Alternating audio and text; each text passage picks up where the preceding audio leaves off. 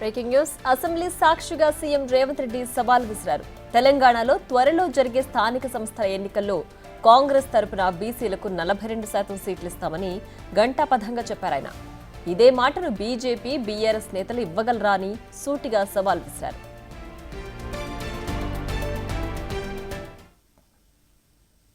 రాజకీయంగా ఈ వేదిక మీద నుంచి నేను మాట ఇస్తున్నా. మా పీసీసీ అధ్యక్షుడి గారితో నేను మాట తీసుకొని వచ్చిన అధ్యక్ష.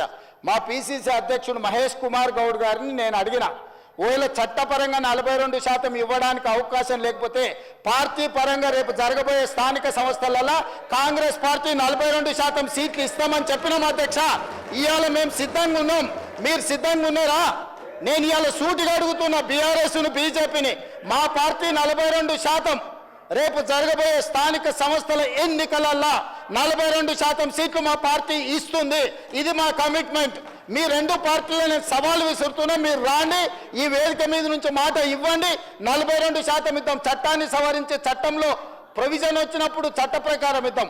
ఈరోజు రాజకీయంగా, నైతికంగా మనం కట్టుబడి ఉండి 42% బలహీన వర్గాలకు సీట్లు ఇద్దాం. మీకు చిత్తశుద్ధి ఉంటే ముందుకు రాండి అని చెప్పి నేను వారికి సూచన చేస్తున్నా అధ్యక్ష.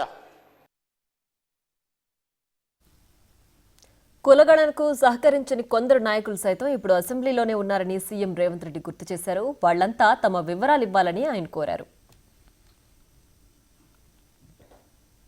ఇప్పుడు కూడా నేను కోరుకుంటున్నా హరీష్ రావు గారిని, చంద్రశేఖర్ రావు గారిని, తారక రామారావు గారిని, పద్మారావు గారిని, పోచంపల్లి శ్రీనివాసరెడ్డి గారిని, వీళ్ళందరినీ నేను కోరుకుంటున్నా, దయచేసి ఈ సర్వేలో పాల్గొనండి, వివరాలు ఇవ్వండి.